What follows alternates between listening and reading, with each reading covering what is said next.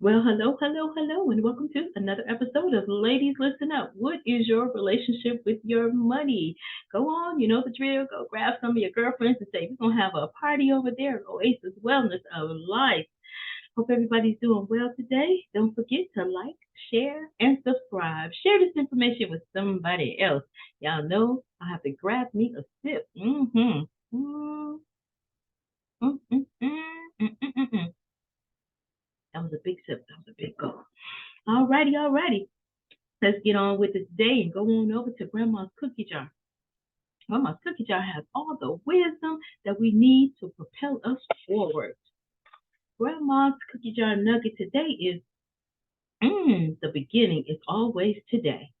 Hmm, the beginning is always today. That means that we're going to put some action behind all of this information that we've been gathering over these months and months. We should make some sense now. We got a little rhythm going.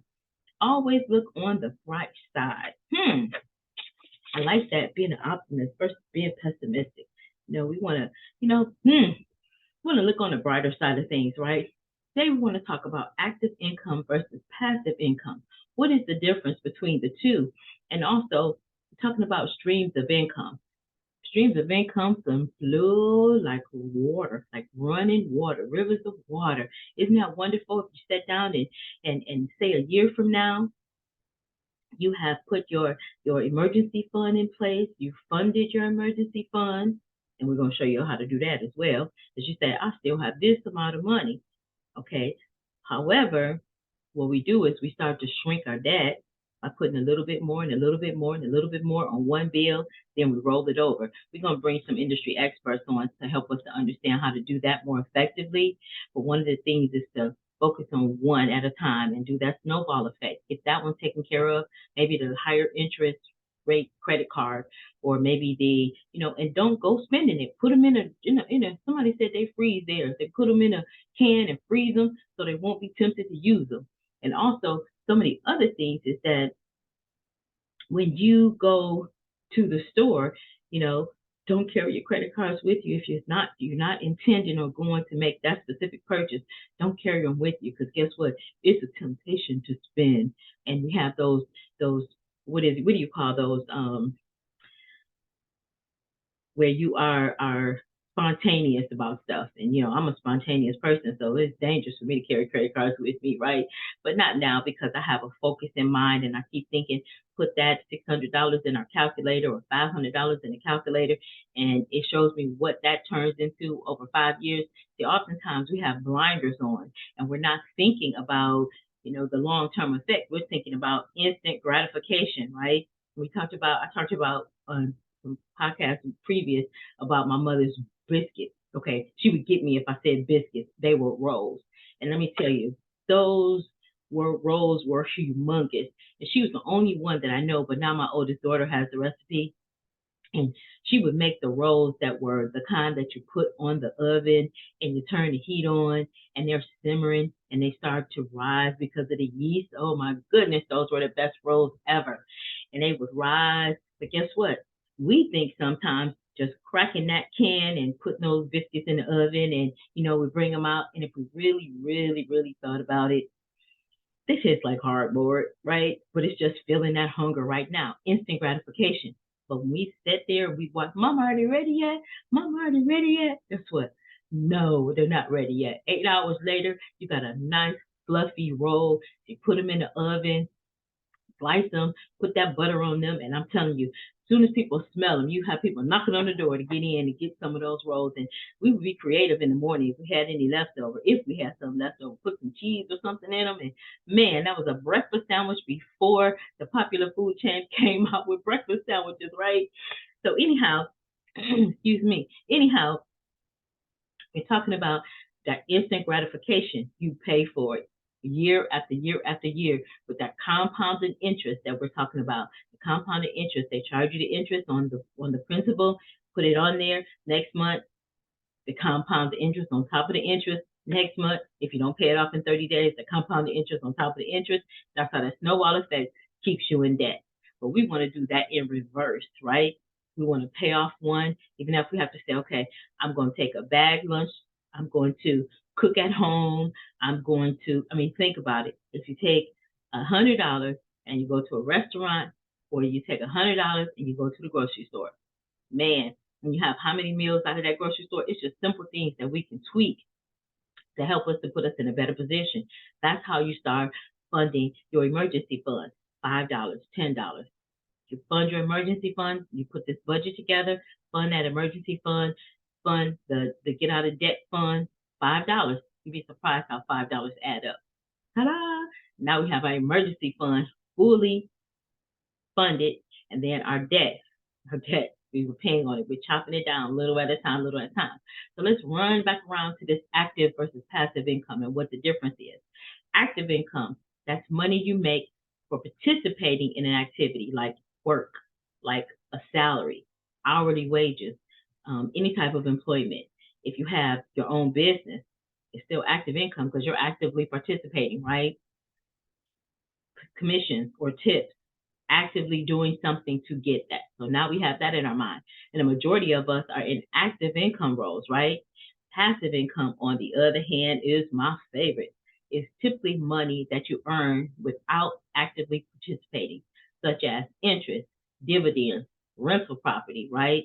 So I think rental property could be a little bit of both because you still have to actively participate unless you have a managing company or a management company that's going to manage your properties. And now you're just, they give you a call and you're telling them, yes, do that, no, don't do that. Or you hire a good management company, all you have to do is say, okay, direct deposit, my money's here, or what have you, right?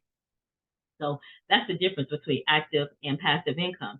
And oftentimes, honestly, we're bringing these simple tips and tools to you, but oftentimes we haven't been taught. We don't know. We just do what we've been shown. So now we're participating in active income all the time. And so let's talk a little bit about these multiple streams of income that we keep hearing about.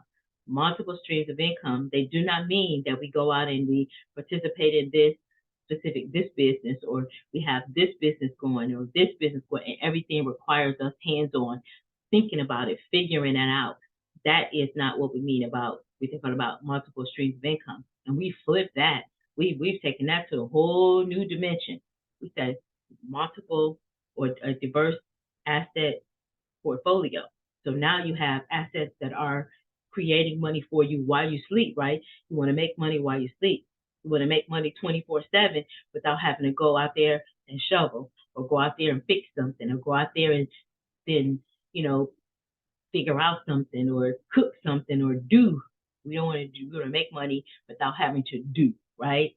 And that's what we talk about when we talk about a successful multiple stream of income portfolio, a diverse portfolio. So you don't put everything in one basket. You never want all your money in one basket. We talked about the 10 different streams of income, the 10 different asset classes, right? We talked about each one, and now we're bringing those home now so that we can make sure that we're talking about each one of them. We're going to still get around to the real estate. We're still going to get around to the insurance. We talked about that. Well, we're going to talk more about it. We did an in-depth study on wills and why it's important to have a will, right? So this is all some of the things that, because we're so into surviving every single day, getting up and figuring out the day, or having more month than money, that we don't stop and think about. And this is the majority. This is not, think about, okay, how do I make it better? How do I stop doing, because if we're doing the same things that we've been doing and expecting a different result, we all know what that is, right? That's insanity, right?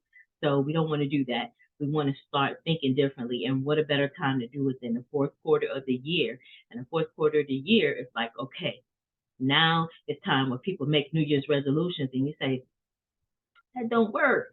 Because what happens? January, February, March. Those are the first quarter of the year. Everybody's in the gym, working it off, working it off, working it off. Then April, May, June, we stop. So no, we have to do a different thing. This is a new day. So we have to do something different, right? So in order to get something different, you got to do something different. In order to learn how to do something different, you have to learn how to do it. Remember, I talked about all of those people around your circle.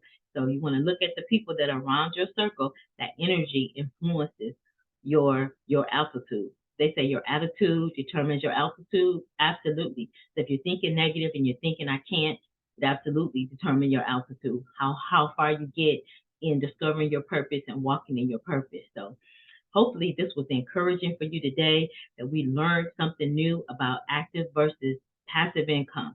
We want to have a diverse portfolio with that. I want to end with this. My grandson, 9 years old, right? I believe he has my father's spirit for sure. He called me up and he said, hey, Buka, how you doing? And we just have this conversation, or we have these conversations. Well, one of the conversations that we had was about him retiring me, because he said that he said you're creating a legacy. See, he listens and he loves what I'm doing, and I'm excited about it.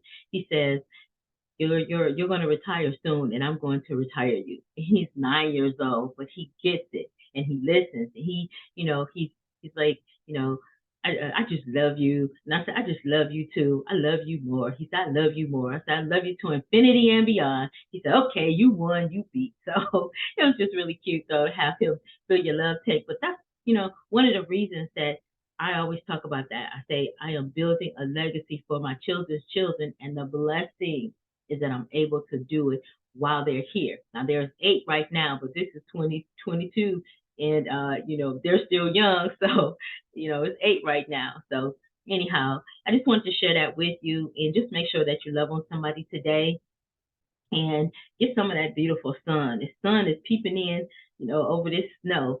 Alrighty, don't forget, like, share, and subscribe. Share this information with somebody else. I'm sure it's helping somebody. I'm getting feedback that it is. So just spread the word. Have them to subscribe. We want to get those subscriptions up. Have them subscribe. Alrighty, y'all. Don't forget, listen, learn, leverage the information, and like, share, and subscribe. Alrighty, y'all stay fearless. Bye for now.